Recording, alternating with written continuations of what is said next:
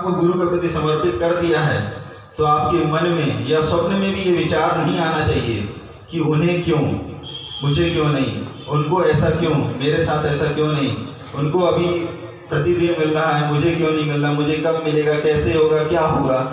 इस प्रकार का विचार स्वप्न में भी नहीं आना चाहिए।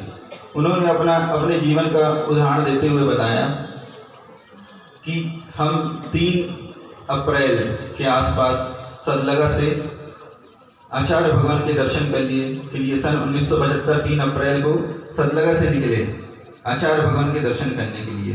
तो आचार्य भगवान उस समय सवाई माधोपुर में विराजमान थे और 2-3 दिन की यात्रा करते हुए पूज्य उस समय महाराज जी घर में ही थे, शांतिनाथ नाम था। तो उस समय वो उनके दर्शनार्थ के लिए पधारे सवाई माधोपुर। लेकिन आचार्य महाराज जी का विहार होता है महावीर जी के लिए। तो महावीर जी तो पहले ही पूरा घर के परिवार के सभी सदस्य महावीर जी आ गए। तो सुबह सुबह आचार्य भगवान की आगवानी होती है तो बड़े महाराज जी वो बात बताते हैं कि वो दृश्य देखने लायक था जो आज आप इतना बड़ा जन समुदाय और इतने बड़ा मुनि संघ, आयिका संघ देख रहे हैं। जब उस समय आचार्य भगवान का प्रवेश हो रहा था महावीर जी में तो आचार्य श्री जी के साथ कोई भी व्यक्ति भी नहीं था। सिर्फ आचार्य श्री जी अपना कमंडल लिए और पीछे लिए सीधे चले आ रहे हैं अकेले, और महाराज जी लोग पूरे परिवार सहित वहाँ उनके दर्शनार्थ और उनकी आगवानी के लिए पहुंचे और आचार्य श्री जी चले आ रहे हैं विहार करते हुए। और महावीर जी में प्रवेश किया और वहाँ 1 महीने उनको वहाँ रहने का सौभाग्य मिला। लेकिन बड़े महाराज जी ने बताया कि हमने कभी उनसे कोई बात नहीं की, बस वहाँ बैठे रहते थे, उनको देखते रहते थे, सुनते रहते थे, कभी कोई बात नहीं की। 1 महीने बाद जब हम वापस जा रहे थे तो आचार्य भगवंत ने इतना ही बोला कि कहाँ जा रहे हो? वहीं वापस, वही घर बार, वही खेती बाड़ी, क्या इसी के लिए आपको ये जीवन मिला है? बस इतना शब्द सुनते ही बड़े महाराज जी ने बोले जी आप जैसा बोले।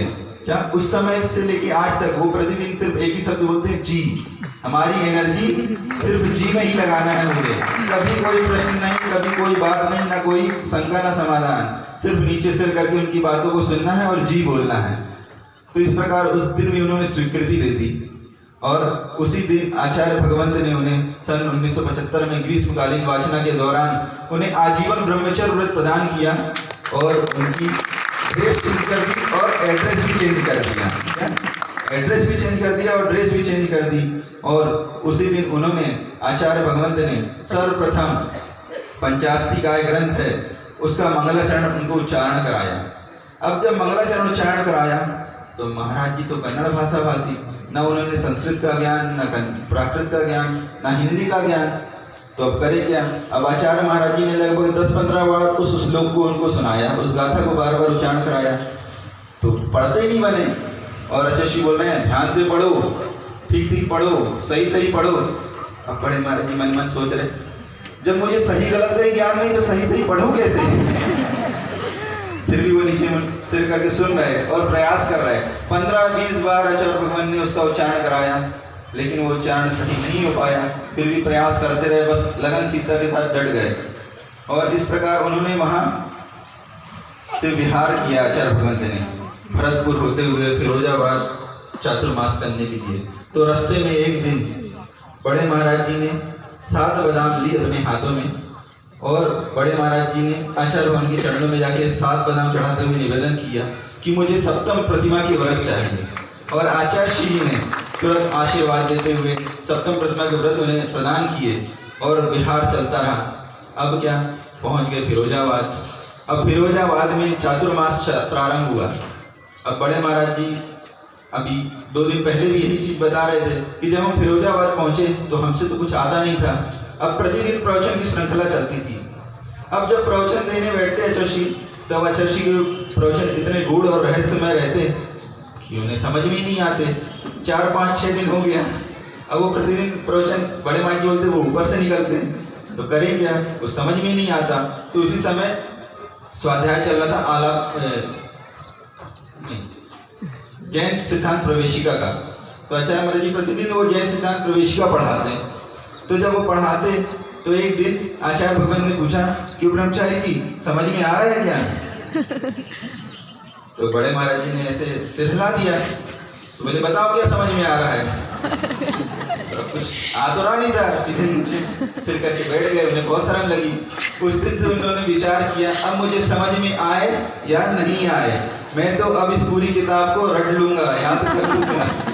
और उस दिन उन्होंने संकल्प कर लिया कि मुझे पूरी किताब याद करनी। उन्होंने प्रवचन में जाना छोड़ दिया और प्रतिदिन बस सिर्फ उसी स्वाध्याय में लग गए। और पूरी जैन सिद्धांत प्रवेश का 500-550 उसमें प्रश्न है और उत्तर है, उन पूरे प्रश्न उत्तरों को उन्होंने याद कर लिया। इतना श्लोक था, इतनी लगनशील था। और फिर वो बड़े महाराज जी और पूरा संघ विहार करते हुए जा रहे थे। तो उस विहार में भी एक बहुत अच्छी घटना घटी कि बड़े महाराज जी ने बताया कि आचार्य भगवान ने इशारा किया। योग सागर महाराज जी भी थे और बड़े महाराज जी भी थे, उस समय ब्रह्मचारी थे, शांतिनाथ अनंतनाथ। तो उन्होंने इशारा किया कि अभी विहार चल रहा है, आप थोड़ा बाद में आ जाना, मतलब या किसी साधन से आ जाना। उन्होंने साधन शब्द तो प्रयोग नहीं किया जोशी ने, लेकिन आप अपने अनुकूलता से आ जाना। तो बड़े महाराज जी बोले नहीं, हम तो साथ में ही चलेंगे। नहीं माने। फिर भी आचार्य श्री ने 1-2 बार इशारा किया, बोले नहीं हम तो चल लेंगे।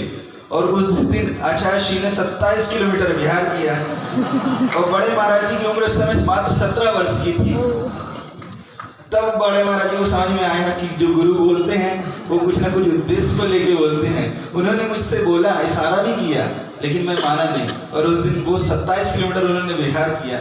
और वहाँ पहुँचते हुए, विहार करते हुए सोनागिरी सिद्ध क्षेत्र पहुँचे। जब सोनागिरी सिद्ध क्षेत्र पहुँचे तो वहाँ पर 4 क्षुल्लक दीक्षाओं का उपक्रम हुआ और 4 क्षुल्लक दीक्षा प्रदान की गई। तो उसमें बड़े महाराज जी ने बताया कि मेरा क्रम आखिरी था, 4थे नंबर पे था। तो बोले उस समय भी ये विचार नहीं आया कि मुझे 4थे नंबर पे क्यों रखा। उन्हें सोचा मैं तो छोटा हूँ, कोई बात नहीं, इसमें अपन ने तो जब गुरु चरणों में अपने आप को समर्पित कर दिया तो अब ये विचार क्यों लाना। अब तो मैंने समर्पित कर दिया है तो सब अब उनका है, मेरा तो कुछ है नहीं। अब वो जो करेंगे, जैसा चाहेंगे वैसा चलाएंगे। इस प्रकार विचार किया, निवेदन किया। और दिसंबर में ठंडी के मौसम में सोनागिरी सिद्ध क्षेत्र में उनकी क्षुल्लक दीक्षा हो गई। अब वहाँ से विहार करते हुए संघ पूरा बुंदेलखंड में प्रवेश किया। और बुंदेलखंड में प्रवेश करते हुए जब संघ कुंडलपुर पहुंचा तो कुंडलपुर में चातुर्मास स्थापना हुई।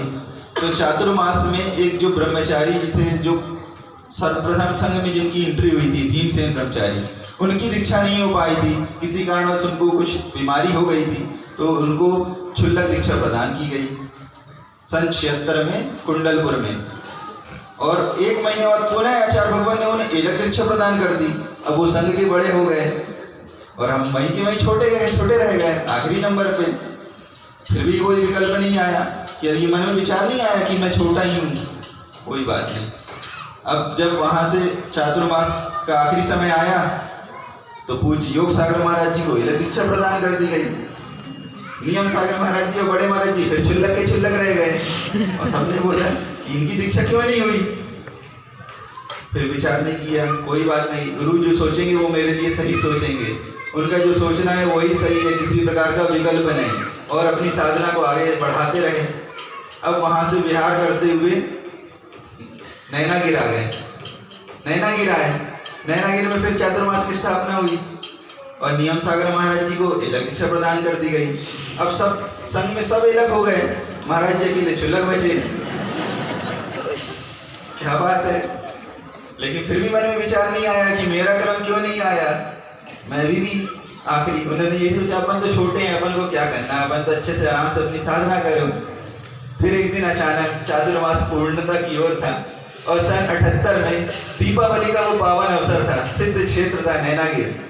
महाराज जी आहार करके आए तो इरियापद के या आहार नहीं, उपवास का दिन था, तो इरियापद भक्ति का समय था।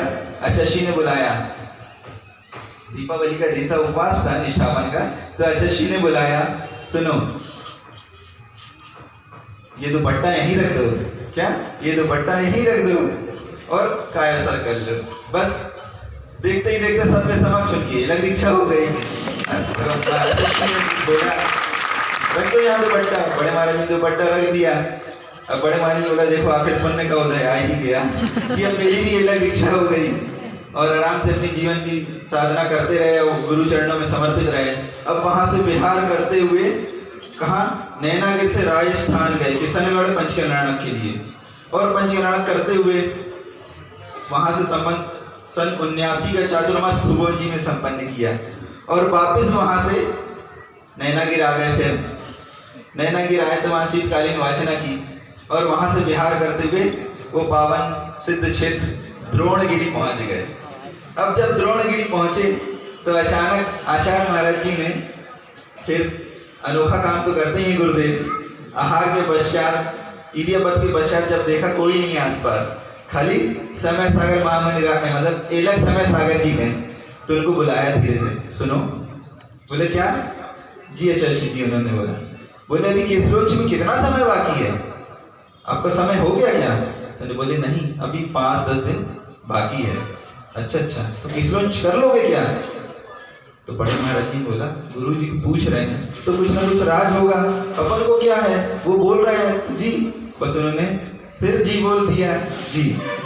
और ये बात उन्होंने संघ में किसी को नहीं बताई। बोले क्यों?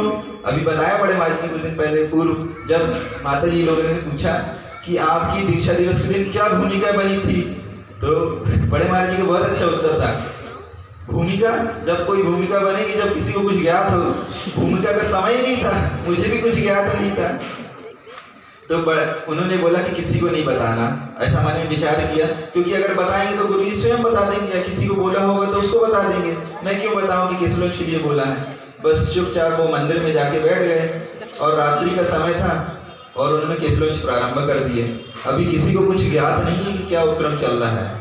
उसी समय कोई ब्रह्मचारी जी या कोई मुनि महाराज, या मुनि महाराज तो थे नहीं संग में, एलक जी चुल्लक जी कोई आए होंगे, तो उनके पास अंधेरे में पिछी लगी थी, धीरे से पिछी उठा ली और उसी पिछी को खोल के वापस बांध के और रख दी वहीं पलटा के।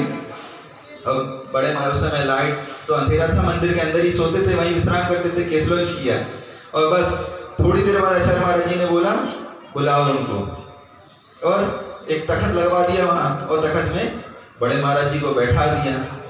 आखिर बड़े महाराज जी ने सोचा, देखो 8 मार्च का वो पावन अवसर, चैत्र कृष्ण षष्ठी जो दिवस आया, तो आचार्य महाराज जी ने बोला यहाँ बैठ जाओ, तो जी बोल दिया बड़े महाराज जी ने फिर, और उनको वहाँ बैठाया। और वहाँ मणिबाई जी जो संचालिका थी, उनसे कुछ द्रव्य बुलाई, क्योंकि कोई तो था नहीं संग में, कुछ छुल्लक जी थे, एलक जी थे, संग तो था नहीं, वो भी सब जंगल गए हुए थे, कुछ वहीं थे।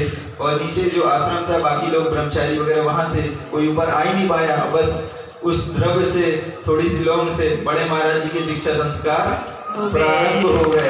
ऐसा अद्भुत वो दृश्य था, ना कोई प्रस्तुति, ना कोई ख्याति, न पूजा, ना कोई अनाउंसमेंट, जबकि इतने बड़े आचार्य जीवन की प्रथम दीक्षा प्रदान कर रहे थे, वो भी एकांत निर्जन वन में। बस उन्होंने ऐसी भव्य जैनश्री निर्गंध दीक्षा प्रदान करी, तो आचार्य भगवान ने और उनको जब दीक्षा संस्कार किए, तब बड़े महाराज जी ने सोचा, देखो आज तक जीवन में जिसको अंतिम नंबर में रखा था, आज ऐसे कैसे प्रबल पुण्य का उदय आया, और वो धीरे धीरे बढ़ते बढ़ते उसको प्रथम क्रम में प्रथम मुनि दीक्षा का स्वरूप प्रदान कर दिया।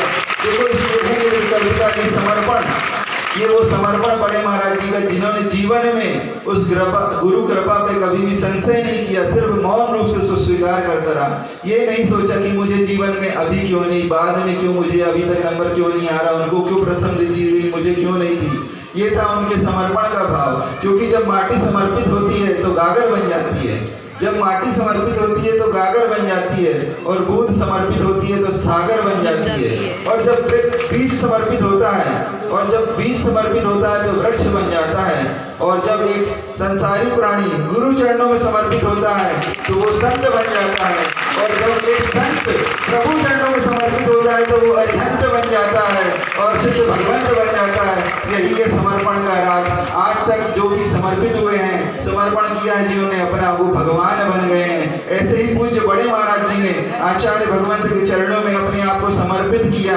तो वो आज इतने बड़े निर्यापक संत बन गए। ऐसा ही अवसर हम सबके जीवन में आए कि हम सब भी संत से अरिहंत तक की यात्रा को पूर्ण कर पाए। ऐसा वो द्रोणगिरी सिद्ध क्षेत्र, उसको याद कर गए। हम सब भी इस संतत्व से सिद्धत्व की यात्रा में निरंतर प्रयाण करते रहे, यही भावना है। और एक और अंतिम एक हाइको, बहुत ही सुंदर हाइको है। सौभाग्य मेरा सौभाग्य मेरा जो मिला साथ तेरा, सौभाग्य मेरा जो मिला साथ तेरा गुरु रूप में।